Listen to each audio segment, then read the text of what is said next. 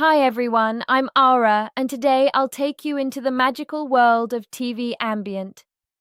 Yes, that amazing LED light effect that turns the back of your TV into a little cinema of light. Picture this. You come home from work, tired and ready to relax. You dim the lights, open Netflix, pick a nice movie.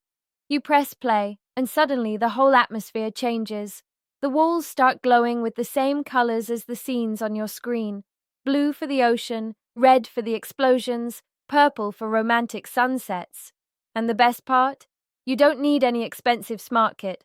With Hyperion and an ESP32, you can build it yourself, in pure HackMyHome style. Today, we'll show you how it works, how to connect everything, and how we managed to synchronize it perfectly with ESPHome to get a smooth and fully customizable Ambilight effect. But before we start, let's take a step back. What is Hyperion? Hyperion is an open-source software that captures the colors displayed on your screen, for example from a monitor or a TV, and sends them to an external LED strip, creating a light effect that's perfectly synchronized with the images. It's the core of many DIY Ambilight systems. However, Hyperion can't communicate directly with ESPHome. As a result, even though ESPHome can easily control individually addressable LEDs, it doesn't know how to receive the color data sent by Hyperion. So here's the idea behind this project: to integrate directly into ESPHome, a function capable of receiving and interpreting the UDP data sent by Hyperion, while keeping all the power and flexibility of our smart home ecosystem. In the next part of the video, we'll dive into the details of the UDP protocol, see how Hyperion formats the LED packets, and finally move on to the custom code that makes everything work seamlessly together. As always, the technical part will be explained by Orion. Hi everyone, I'm Orion. Now we're getting into the more technical part of our project, to understand how the UDP protocol works, and how Hyperion sends data to our ESPHome board. UDP, unlike TCP, is a very lightweight network protocol that allows data packets to be sent directly, without requiring any confirmation from the receiver. In practice, the sender transmits the data once, and the receiver must always be ready to listen in real time. This makes it perfect for applications where speed matters more than accuracy, just like in our case, where LED colors need to update dozens of times per second. Hyperion uses this protocol to continuously transmit the color values for each LED one after another inside a single stream of data packets. Each UDP packet therefore contains 3 bytes for every LED, the first one for red, the second for green, and the third for blue. For example, if we have 288 LEDs, Hyperion will send a packet containing 864 bytes. The first 3 represent the first LED, the next 3 the second, and so on until the very last one. Our job is to interpret this stream of bytes and convert it into real LED colors directly inside ESPHome. Now let's move on to the most interesting part, the code.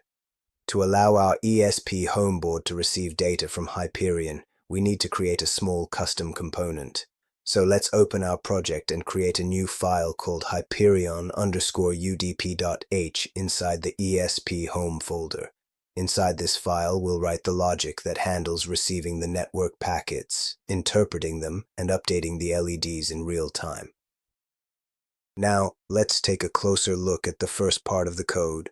The first 2 lines include the essential libraries. The first one gives us access to the functions and classes of the ESPHome framework, while the second one is used to handle network communication through the UDP protocol. Right after that, we find the line that allows us to use all the available functions without having to type the ESPHOME prefix every time. Then we declare a few global variables. The first one will be used to receive the packets coming from Hyperion. The second is a Boolean variable that we'll use to check whether the UDP server has already been started. Next, we define the network port. which is the one our device will use to listen for incoming data. And finally, we create a temporary memory buffer that holds 288 elements, one for each LED in our strip. This is the part of the code that actually receives the data from Hyperion.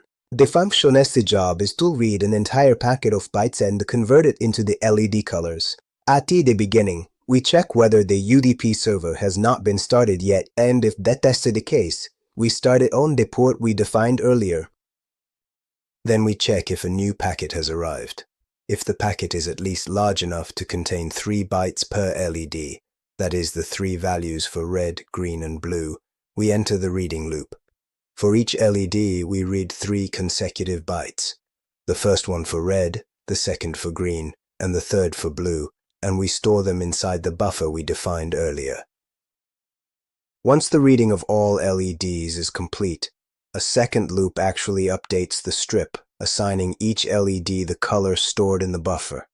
This way, every time Hyperion sends new data, our LED strip updates instantly, perfectly mirroring the colors displayed on the screen. Now that we've seen how data reception from Hyperion works, let's see how to integrate it into our LED strip. The great thing about ESPHome is that we can connect this function directly to our LED component without the need to create a separate firmware. All it takes is to add just a few lines to our YAML project file and include our custom Hyperion_udp.h file. Now let's see how to configure Hyperion to send data to our ESPHome board. Open the Hyperion web interface and go to the section called Hardware LED. Here, we can add a new output of type network. In the list of available protocols, choose UDP raw, which means sending data packets directly over the network.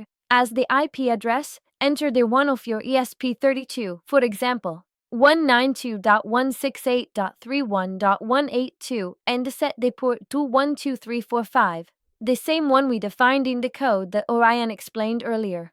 The number of LEDs must match the value used in both your code and the YAML configuration, in this case, 288. Once you save the configuration, Hyperion will start transmitting the LED data in real time, which will be instantly received and displayed by your ESPHome-controlled LED strip. And with that, we've reached the end of our project. Our ESPHome device is now able to receive data from Hyperion through the UDP protocol and update the LED strip in real time. A simple but powerful result, one that connects the world of Hyperion with the Home Assistant ecosystem while keeping all the flexibility of our smart automations. If you enjoyed this video, don't forget to leave a like and subscribe to the HackMyHome channel. That way you'll be able to follow all our upcoming experiments with ESPHome, Home Assistant, and the DIY projects we're working on. See you in the next one.